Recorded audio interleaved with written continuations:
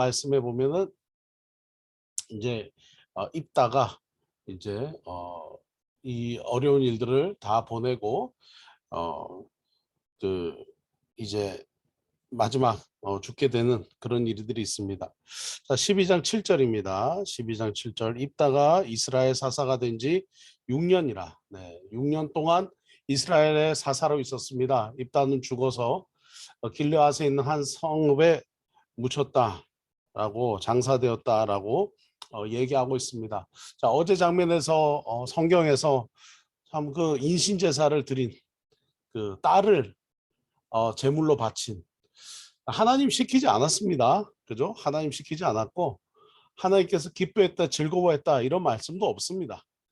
그냥 자기가 가나안의 그 우상 숭배의 문화를 따르면서 이 일을 한 것일 뿐입니다. 그 어디에서도 하나님이 즐거워하셨다, 하나님이 기뻐하셨다라는 말씀은 이 말씀에서는 찾아볼 수가 없다 하는 것입니다. 그것에 대해서 우리가 분명히 기억하고 하나님은 인신제사를 원하시는 분이 아니다. 오히려 가나안에 있는 이런 우상 숭배 문화에 대해서 염려하셨다 하는 것을 우리가 분명히 알아야 할 것입니다. 왜 입다가 이런 일들을 했을까요? 입다는 성경에서 입다에 대해서 처음 소개하는 장면에서 입다는 큰 용사다라고 얘기를 분명히 했습니다. 그런데 여기 이제 그 길르앗에 있는 그의 성읍에 장사되었다. 입다가 죽는다는 그 표현에서 그는 길르앗 사람 입다라고 이렇게 표현되어져 있습니다.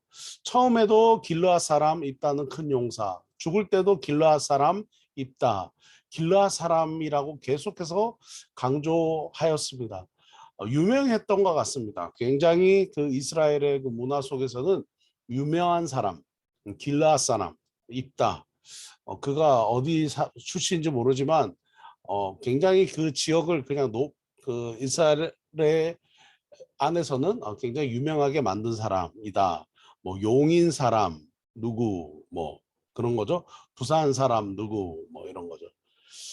어쨌든 길르앗 사람 입다는 굉장히 용사였지만 그의 인생이 평탄하지 않았다. 그는 창녀에게서 기생에게서 난 아들이었다. 본처의 아들이 아니었다.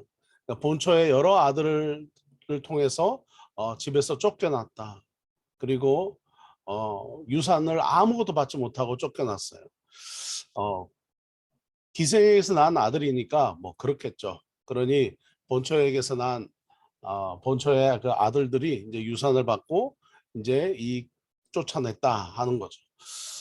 입다는 자기의 그 형제들을 피해서 돕당이라는 곳에 살았는데 어, 늘상 그 어떤 일들이 있었습니까?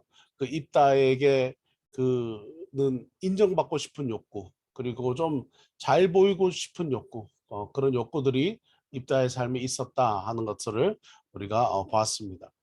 자, 입다의 삶에서 참 안타까운 그런 시간들을 보았고요. 자, 오늘 이제 또 다른 그 소사사들을 또 살펴보겠습니다. 12장 8절에 입산이라고 나옵니다. 입산. 산에 들어가는 게 입산인데요. 그죠? 등산할 때 입산. 네, 입산이라고 나옵니다. 베들레헴의 입산. 자, 12장 8절입니다. 입산이 이스라엘의 사사가 되었다. 9절입니다. 아들 30명, 딸 30명. 딸은 시집 보냈고 아들은 위에서 며느리 30명 데리고 왔다. 이 표현이 너무 재밌습니다. 그죠? 그냥 우리들의 삶과 비슷합니다. 그냥 열심히 살고 잘 먹고 잘 살다가 그냥 먹고 살다가 그냥 아들, 딸 시집 장가 보내고 며느리 들고 사위 들고 또 그다음에 또 잘 살았다 이렇게 표현하는 것처럼 뭐 이렇게 한 일이 없어요. 뭐 이렇게 의미 있는 인생이 아니에요. 그죠? 그러다가 이스라엘 사사가 된 지 7년이라 7년 되고 나서 10절에 바로 입산이 죽음에 베들레헴에 장사되었더라. 저는 이 말씀 보면서 참 또 재밌다. 그러면서도 여기에 보면 이제 30이라는 이 숫자, 이 숫자가 엄청난 그 숫자라는 것이 엄청난 힘을 가진 그 사람이다 하는 거죠. 그냥 만만한 사람이 아니다. 엄청난 사람이다. 그러니까 대단한 사람이긴 했습니다. 특별하게 의미 있는 큰 일을 한 것은 아니지만 그냥 대단했던 사람이다 하는 거죠.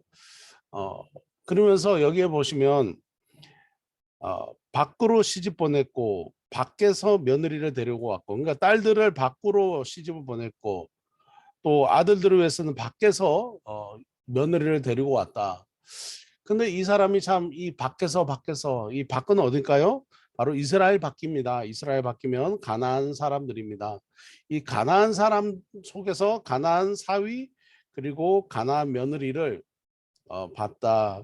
전혀 하나님의 언약 백성이 아닌 이스라엘 백성이 아니라 어, 가나안 며느리와 가나안 사위를 데리고 왔다 하는 것입니다.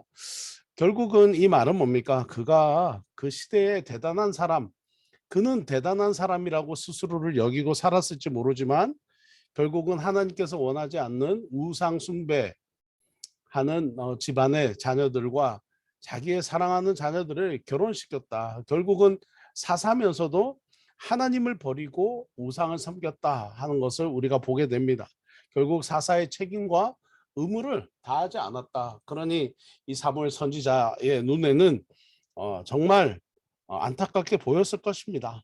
그래서 사무엘 선지자는 그를 기록할 때 딸들을 밖으로 시집 보냈고 아들들을 위해서는 또 밖에서 여자 30명을 데리고 왔다. 이런 표현들을 했던 것이죠. 결과적으로는 이방인과 통혼하지 말라고 하셨던 하나님의 말씀을 지키지 않고 그는 정략 결혼, 그의 그 생애에서 뭔가 그냥 단단한 기반을 집안의 든든한 기반을 위해서 그냥 정략 결혼도 그냥 맞이하지 않았다.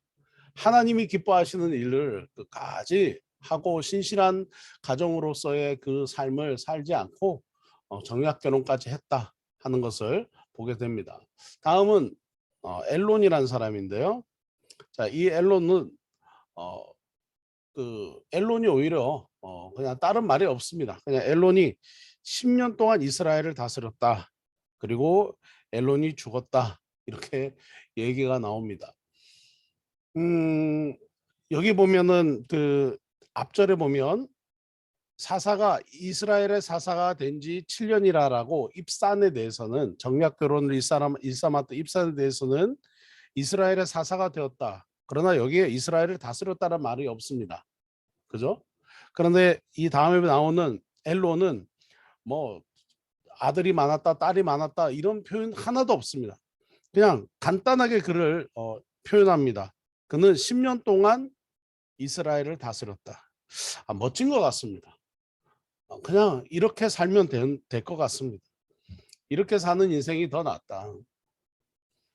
자기의 삶에 그냥 부를 모으고 그냥 부귀 영화를 위해서 애를 쓰고 사사가 되었으면서도 사사의 어떤 목적과 사사로서의 어떠한 그 직분과 의무와 책임을 다하지 않고 자기의 어떠함을 어, 계속해서 자기를 나타내고 자기를 자랑할 일들을 위해서 끊임없이 머리 쓰고 또 꾀를 내고 정략 결혼까지 자녀들을 일삼고 그 시대에는 사람들에게는 대단한 사람이라고 했을지 모르지만 지금 사무엘의 눈에는 입산과 엘론을 비교해 보면 엘론이 더 나았다.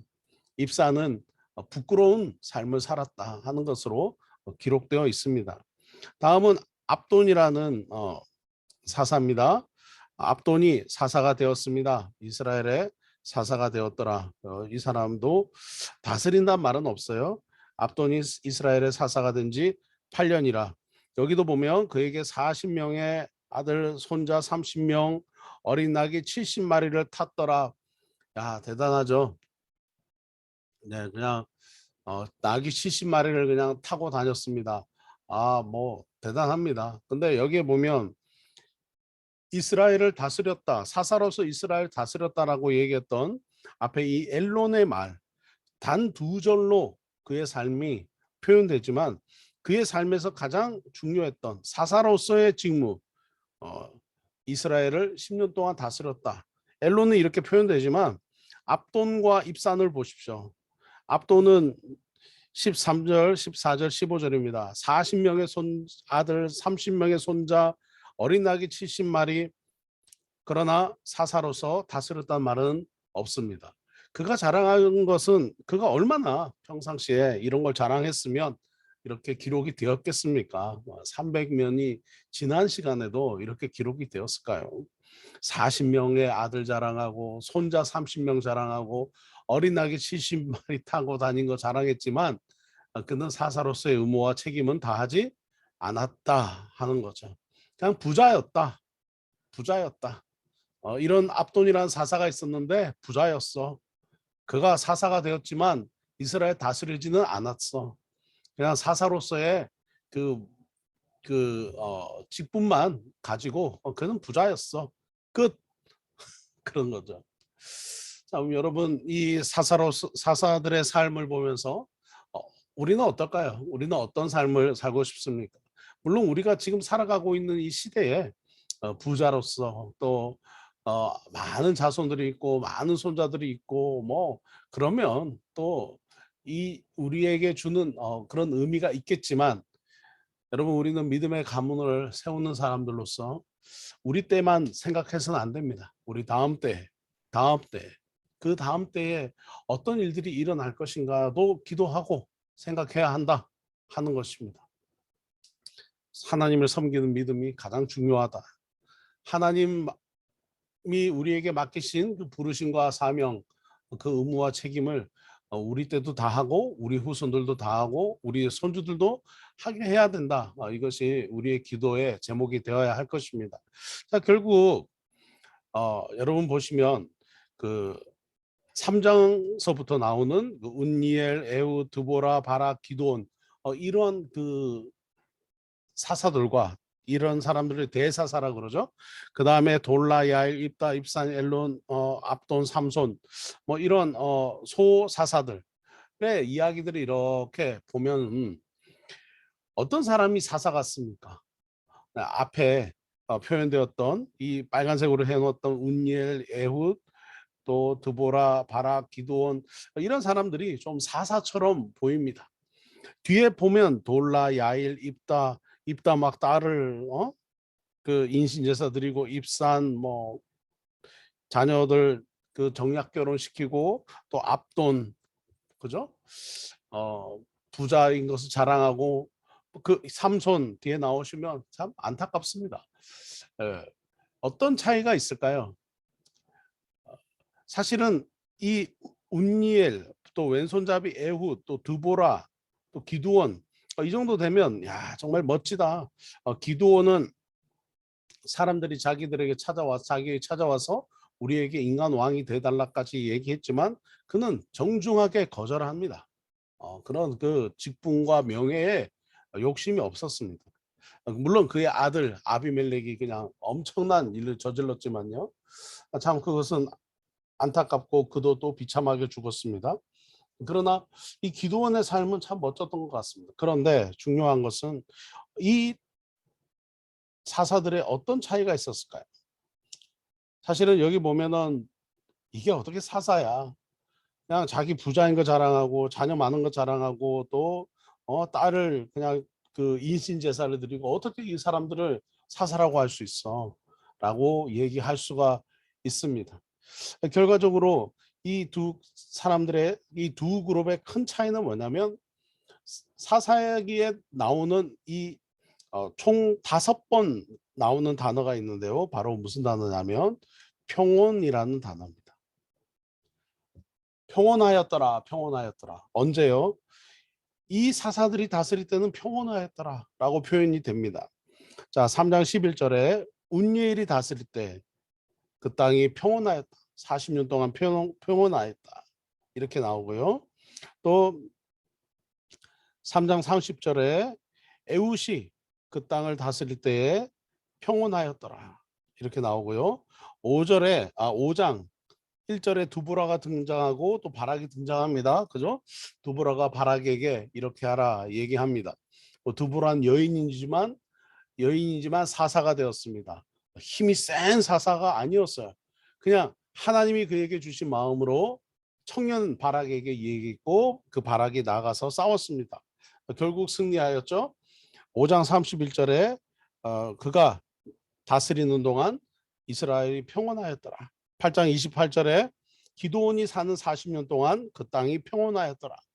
사사들이 사는 동안은 그 땅이 평안했다는 거예요. 시끄럽지 않고 그냥 평안했다라는 거죠. 여러분 평안한 게 얼마나 큰 축복인지 몰라요. 네, 평안한 게 엄청난 축복이에요. 그냥 그냥 뭐 평안하네. 그냥 어떻게 보면 삶이 조용해, 평안해. 그냥 하나님이 주시는 샬롬이죠. 안식. 그냥 모든 것이 다 그냥 평안하다. 평안한 것이 얼마나 감사한 건지 몰라요. 어떤 분들은 매일 쳇바퀴 도는 인생 뭐 의미가 있나? 지금 일상이 그냥 뭐 아무 일 없네. 옆에서 사람들이 보면 넌 네 할만 열심히 하면 돼. 이렇게 얘기하는 그 밋밋한 일상일지 모르지만 그것이 얼마나 큰 축복인지 모릅니다. 하나님의 의도 안에 있으면 그냥 그것이 축복이에요. 하나님의 그 큰 물줄기 속에 있으면 그 축복이에요. 결과적으로 이스라엘의 이 대사사들 운니엘과 에훗, 드보라, 바락, 기드온이 다스리던 이 시대에는 이스라엘이 평온했어요. 평온했어요. 뭐 크게 뭐 그냥 하늘에서 그냥 그 돈다발이 떨어지는 금덩어리가 떨어지는 그런 막 큰 일들, 막 기적들, 막 땅에서 물이 솟고 막 그냥 석유가 솟고 막 이런 기적이 없지만 평온했다라는 거예요. 평온한 것만큼 큰 축복이 없어요. 코로나 시간을 보내면서 우리의 삶을 돌아보면 우리는 어떻습니까? 그냥 평온했다. 그냥 그래도 잘 보냈다. 코로나 한번 걸리지 않고. 걸렸지만 잘 버텼고 또 잘 이겨냈고 평온하게 이 시간이 좀 밋밋하고 심심하고 그리고 뭐 큰 기적이 일어나고 뭐 크게 막 사업이 잘 되고 막 집안이 잘 되고 막 이런 것보다 그냥 우리의 자녀들이 건강하고 우리의 가족들이 건강하고 모두가 자기 자리에서 그냥 평온했다 하면 그것만큼 큰 축복이 없는 것 같아요. 우리는 너무 다른 것이 있을까라고 생각하지만 하나님의 말씀 보십시오. 하나님께서 그 땅이 그냥 기적이 일어난 40년 동안 기적이 일어났다. 에훗이 다스리는 80년 동안 그냥 매일같이 땅에서 그냥 놀라운 기적들이 일어났다. 사실은 이스라엘 백성들에게 그렇지 않습니까? 40년 동안 하나님의 놀라운 기적을 보여주셨죠. 광야를 지나오면서 만나와 메추라기를 매일 내리시고 그리고 불기둥 구름 기둥으로 매일 지켜주시는 그 놀라운 그 기적을 봤습니다. 그것이 이스라엘의 백성들의 삶이었습니다. 그러나 하나님께서 결과적으로 사사들을 통해서 하셨던 일을 보면 평온하였다. 평온하였다. 저는 평온한 것이 가장 큰 축복이다라고 여러분들에게 말씀드리고 싶습니다. 정말 하나님의 큰 평온함이 오늘도 샬롬의 역사.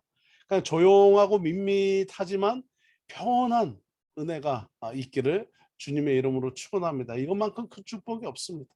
그냥 하루하루 하나님이 주시는 그 은혜 속에서 평안하고 평온하게 지내시면서 하나님의 큰 그 부르심의 의도, 사명의 길을 가시는 저와 여러분 되기를 주님의 이름으로 축원합니다. 오늘 여기까지 하고 마치겠습니다. 기도하겠습니다.